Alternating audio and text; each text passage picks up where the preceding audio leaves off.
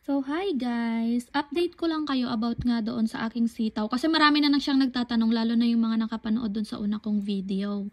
So, as of the moment, ano naman siya? Ang aking pera naman ay nandito pa. So, kung naalala nyo guys, nagpasok nga ako via GCash before ng 14,900. Ngayon, dahil nga hindi ako makapaghintay noon, agad nag-ano din ako, nag-withdraw ako ng 1,130 kay Sitaw. So, pumasok naman siya after ng, di ko na maalala, basta mabilis lang din siyang pumasok guys. Sorry, tinatakpan ko yung aking GCash number. So, ayan. Tapos, ngayon, dito kay Sitaw guys, yung mga items na pinablish ko dito sa aking store is 7%.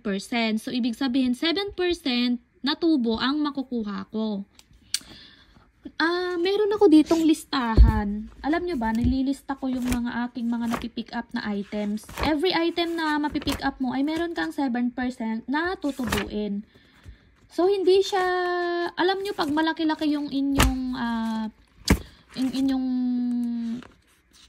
pera na pinasok dito kay Sitaw, mas malaki din yung ating kikitain, ganun. Pero ako kasi guys, ito lang talaga yung aking extra money, kaya wala akong, yan lang yung nilagay ko. Ito lang yung kaya kong isugal in case na magka-problema yung system ni Sitaw. Walang maaapektuhan doon sa mga ano ko. Alam nyo yun, yung kaya nyong mawala yung pera nyo in case lang, pero wag naman sana. Ito lang yung kaya ko for now, ganon. Ito yung aking mga nililista. So, kapag may nag-order dun sa shop ko ng 430 pesos, ay pag may nag-order dun sa akin ng item at pinick up ko nga siya, 402 yung amount ng babayaran ko kay Sitaw. Tapos, kapag may tubo na nga siya, ay magiging 430.14 kasama na yung 7%. Tapos, ang magiging tubo ko dito sa aking pinick up na 402 ay 28 pesos 0.14 cents. Yan. Kunwari naman, ang na-pick up ko ay 203. Ang tutubuin ko ay 14 pesos. At kapag naman ang pinick up ko ay 608, ang tutubuin ko ay 42 pesos. At the end of the month, matototal lahat po yung inyong, kung ilan ang mga na-pick up nyo na items, at yon ang inyong tubo. Ayan. So, dito nga guys, para ma-meet nyo yung inyong, para makuha nyo lahat yung 7% na tubo, meron naman silang rules dito na kailangan ay makapag-process tayo ng orders na 55%. Meron kami ditong dashboard. Itong dashboard na to, makikita mo talaga dito kung ilang percent ka na. Kagaya nito nung last month ko, 42% lang ang aking naipasa. Ito lang yung aking naiprocess kasi ito lang yung kinaya ng pera ko. So after nyan guys, kapag hindi nyo naipasa ng 55% yan, ang magiging tubo nyo lang ay 6%. So, hindi pa rin kayo matatalo dyan kasi instead na 7%, kapag naipasa nyo, 6% na lang ang makukuha nyo. So, kagaya nitong month na to, malapit na nga yung pag-check nila kung nakapasa ako sa processing rate sa 15, 16% pa lang yung aking processing rate. Bakit to nangyari? Kasi madami akong naiprocess na orders, kaya lang ang problema, kulang nga ako sa research. So, kailangan pala yung prinases ko na mga orders ay for the month of March. Ang inuna ko kasing prinases is yung mga naunang pumasok na orders ng February. Hindi na pala siya makakount sa March. Kaya dapat chine-check pala yung date ng pagpasok ng order para tumaas yung ating processing rate. Bale, nung last month nga, 3,400 dapat yung aking kikitain. Kaya lang nga, dahil nga hindi ako nakapasa sa processing rate, ay 3,208.78 cents ang kinita ko doon sa puhunan ko nga na 13,000. So, dahil dyan guys, after nga nyan, hindi ko na wini-withdraw yung aking pera dito kay Sitaw. So, mula sa 13,000 plus ko na pera dati, naging 16,545.41 cents na lang yung aking pera. Hindi ko na siya i-withdraw para pag pumasok na siya dito sa aking wallet ay mas malaki yung aking magagamit para ma-accommodate ko yung mga orders sa akin. Yung freezing money guys, habang hindi pa siya nakakarating doon sa ating customer ay dito lang po yan. After po niyan mga 14 days, pag na-deliver na po yan ay maghihintay ulit tayo ng 3 days. So maximum of 20 days na lang ang isipin nyo para bumalik yung pera nyo dito sa wallet balance nyo, para magamit nyo para bayaran yung mga orders sa inyo dito at pwede nyo na rin i-withdraw. Ayan.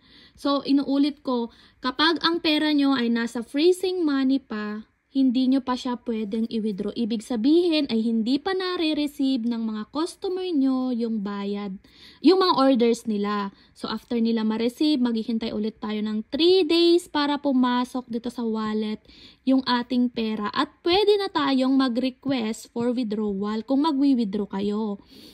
At kung hindi naman, ay yung pera dito sa wallet balance nyo ang gagamitin nyo para bayaran yung mga orders ulit na nakapending po dito. Ayan. So, kung nakikita nyo nga guys, makikita nyo lahat dito yung details. Pero alam nyo ako, sinusulat-sulat ko yan. Wala lang, para meron lang akong gawin. So, nung pinick up ko siya nung January 23. January 23 ko siya pinick up. At dumating siya doon sa customer ko ng February 7. So, ayan, nandyan lahat. Pero alam nyo, kahit merong ganito-ganito dito, meron pa rin akong notebook na sinusulat-sulat ko lahat. So far naman is okay naman at safe pa naman yung aking pera. Sa lahat ng nagtatanong guys.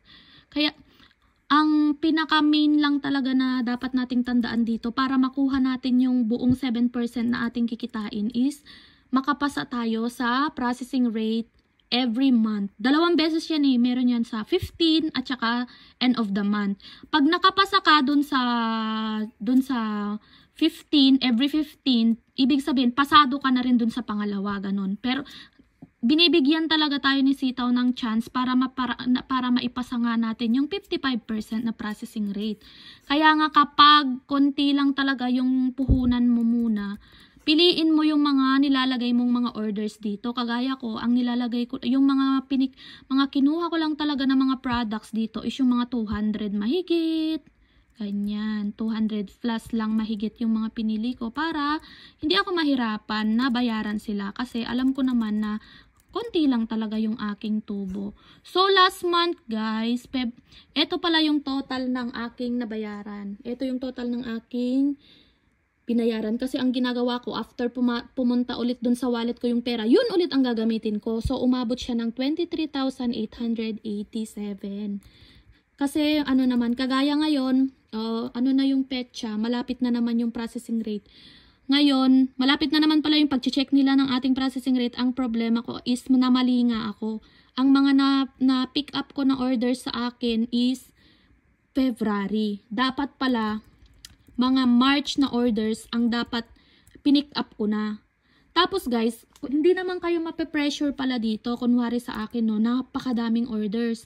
Kung hindi nyo naman sila kayang bayaran, ay si Sitaw mismo ang magbabayad para sa atin doon sa mga orders natin. After 10 days ata, kapag hindi natin siya nabayaran, ay mismong si Sitaw mismo ang magde-deliver doon. Pero wala na tayong kita. So, ganun. Ganun yung as of the moment na pwede kong i-explain sa inyo ha. Kung meron akong mali or what, marami naman kayong pwedeng panoorin ng mga tutorials, ganyan. So, ayun nga yung aking masasabi about nga kay Sitaw. So, not bad na rin guys na meron naman tayong kinita na 3,000 pesos. Ayan. O, diba? Pang karne din kaya yun ng pamilya ko. O, di kaya ano din yun kulang-kulang 500 Hong Kong dollar din yun dito sa Hong Kong. So, okay na rin, 'di ba? Ayan. So, yun lang muna guys, yung pwede kong i-share sa inyo about dyan. Ayan. Ayan nga yung aking kinita. Tapos, ito nga yung ilang piraso yung aking nabayaran na orders. So, ayan. Pero kung papansinin nyo, yung aking nabayaran na all orders, successful na naipadala ko na ako, is 59. Tapos, yung aking orders is umabot siya nung 107 pieces. Parang ganun to eh. Tapos, yung 50 pieces nga na hindi ko nga nabayaran, ay si Sitaw na mismo ang bahalang magde-deliver. So, hindi tayo ninervyusin na may magagalit sa ating mga customers. Kasi, kada ipaprocess nga natin ay doon lang talaga tayo tutubo. Ganon nga yun guys. So, yun lang yung mga update ko sa inyo. So far, okay naman at safe naman yung aking pera. Nandito pa siya. Ito na yung aking 13,000, naging 16,000 na siya. Pero pag nag-order ulit ako, syempre lalaki at lalaki yan. Kahit papaano ay merong kinikita yung ating pera. Oh, ito pala yung sinasabi ko sa inyo na kapag hindi nyo na-meet yung 55% na processing rate ay meron kayong mga deduction. So, doon nga sa akin, nakinita is, ang deduction sa akin is 255. So, nabawas na nga siya doon sa pera ko, doon sa wallet ko. So, ayan. So, dapat ang kinita ko talaga last month is 3,400 mahigit.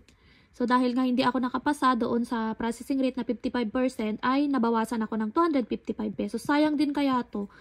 Kasi total, naghintay ka nga ng mga ilang days, tas nabawasan ka, sayang. Kaya yung pinaka-focus talaga dito is maipasa mo yung processing rate nila na 55%.